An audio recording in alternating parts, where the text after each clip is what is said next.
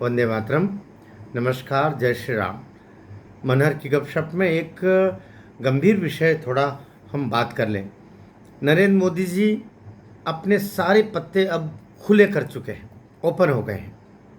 इस पहलगांव प्रकरण के बाद, भारत पाकिस्तान कॉन्फ्लिक्ट के बाद, हम वार नहीं कह रहे हैं, कॉन्फ्लिक्ट कह रहे हैं, द्वंद्व के बाद नरेंद्र मोदी जी ने भारत का स्पष्ट रुख दिखा दिया। हम चाइना और अमेरिका, ये दोनों जो चाहते हैं वो नहीं करेंगे। हम वो करेंगे जो हम चाहते हैं, अर्थात हम युद्ध में उलझेंगे नहीं। डेवलपमेंट का जो हमारा कमिटमेंट है, 2047 तक भारत को विकसित राष्ट्र बनाना, और विकसित राष्ट्र बनाने के लिए जो पगडंडी है, जो हाईवे है, उसको हम अपना रुकने नहीं देंगे। उस गति को हम बढ़ाते चलेंगे। इंफ्रास्ट्रक्चरल हो, डेवलपमेंट के बाकी रूप हो, प्रति व्यक्ति आय हो, संसाधनों को जुटाना हो, मेक इन इंडिया का काम करना हो, मेड इन इंडिया का काम करना हो, अपना एक्सपोर्ट बढ़ाना हो, इंपोर्ट को मिनिमम करना हो, इस सब काम पर कोई कोताही नहीं बरती जाएगी। उधर हमारी मिलिट्री और समुन्नत और शक्तिशाली और हथियार से, आधुनिकतम हथियारों से वो सन्नद्ध होकर के और तैयार होगी। विकास का मापदंड, विकास का जो प्रारूप है, उसमें कोई कमी नहीं, वो निरंतर और बढ़ेगा। दुनिया भर से जो यहाँ पर देश आने चाहिए, यहाँ अपनी चीज़ें बनाने के लिए, उद्योग धंधे, पैसा लगाने, वे सब आए, उसके लिए अनुकूल माहौल, एक संरक्षित, सुरक्षित, संवर्धित वातावरण बनाए, खुला कह चुके। जिस तरीके से उन्होंने कहा कि नाम नहीं लिया चीन का, लेकिन कह दिया ना, हमारे त्यौहार और सामान आ रहे हैं विदेश से। वो छोटी आंख के गणेश जी भी वहीं से लेके आ रहे हैं। होली हमारे देश में हम खेल रहे हैं, हमारा त्यौहार, और रंग बाहर से लेके आ रहे हैं। स्पष्ट कह दिया कि आप चीन से ऐसा बिजनेस मत करो। ये तक कह दिया कि अभी जो सामान आपके पास में वो बेचिए, अब और मत बुलाइए, अपने यहाँ उत्पादन कीजिए। एक बुजुर्ग, एक सच्चा राष्ट्रभक्त प्रधानमंत्री इससे ज़्यादा क्या बोलता। इससे पहले के जो प्रधानमंत्री होते थे वे कमीशन खोर होते थे, ज़्यादातर। मुनि बाबा भी उसी में थे, और भी थे इसी टाइप के। चाइना से का इसीलिए कभी विरोध नहीं करते थे, और इसीलिए वो बहुत सारे जो उनके व्यक्तिगत, जो परिवार के जो फाउंडेशन बने हुए हैं, वह एनजीओ बने हुए हैं, उनमें अरबों खरबों रुपया डोनेशन लेते थे चीन से, और फिर सामान वहीं से खरीदते थे। यहीं से नहीं, विदेशों से भी। चाहे वो बोफोर्स खरीदी, लिया। अब ब्रह्मोस तो यहीं बन रही, अब आकाश यही बन रहा। और अभी ये जो सुदर्शन 400 जो अभी जो है, वो भारत में निर्मित, रूस से लेकर के भारत में निर्मित, भारत के कोलैबोरेशन से निर्मित है। और अभी तो सुदर्शन 500 बनने वाली, रूस से कोलैबोरेशन के साथ में, हमारे देश के में बनकर के चीज़ हमारे देश में काम में आ रही, और हम विदेशों को भी दे रहे हैं। राफेल, सोर्स कोड हम खुद राफेल से भी और 5वीं पीढ़ी का बड़ा आधुनिकतम फाइटर प्लेन बना रहे हैं। तो भारत ने कहा है कि हम सुनेंगे सबकी, करेंगे मन की, और अपने साथ टोलियां बना करके दुनिया में भेज दी है कि भारत क्या है। दुनिया में किसी देश ने ऐसा नहीं किया होगा जो भारत ने की अभी कर रहा है।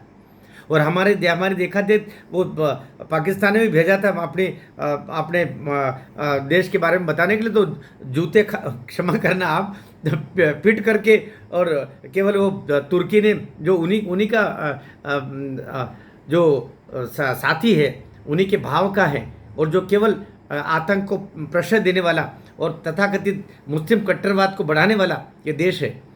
केवल तुर्की, अजरबैजान के अलावा कोई उसके साथ खड़ा नहीं हुआ। ईरान ने तो उनको, जिसको बोलते हैं, जुतिया करके दोनों मुनीर को और शहबाज शरीफ को भगा दिया अपने वहाँ से, बैठक से भगा दिया इन लोग। कहते कि उनके साथ बुरा अपमान हुआ खूब।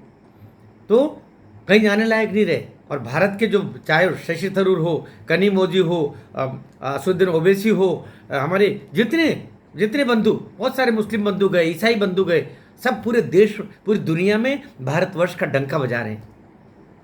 और इस्लाम का सही रूप क्या है ये असदुद्दीन ओवैसी इन दिनों में दुनिया को बता रहे हैं।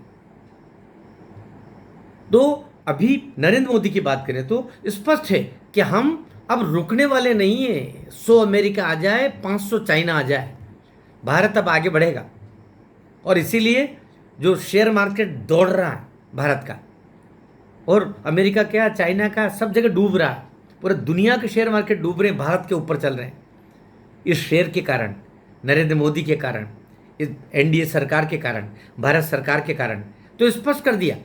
और पीओ के हाथ जोड़ के पाकिस्तान देगा। देखिए अभी अभी कुछ ही दिन हाथ जोड़ के पाकिस्तान देगा। सिंधु का जो बम फूट रहा है ना, प्यास के मारे सबको पाकिस्तान में, अभी अभी देखेंगे ये सब होने वाला है। साथ ही पहली बार भारत से बांग्लादेशी, पाकिस्तानी, उनको इकट्ठे कर करके और डिपोर्ट कर रहे हैं हम, लात मार के भगा रहे हैं यहाँ से। ऐसा पहले कभी भारत से हुआ है? भारत में तो आते हैं, जाता कोई नहीं है, अब जाने शुरू हो रहे हैं। आज भी 165 बांग्लादेशियों को मारपीट करके, और मारपीट तो शब्द मेरे गुस्से में निकल रहा है, क्षमा करना आप, उनको यहाँ से डिपोर्ट किया बांग्लादेश वापस। पाकिस्तान की तो लाइन लगी हुई है। तो ये मोदी ने स्पष्ट कर दिया, देश अब रुकने वाला नहीं है। स्वदेशी हमें ध्यान देना, अपनी चीज़ें बनाएं, अपनी चीज़ों का प्रयोग करें। मेड इन इंडिया चीज़ ले,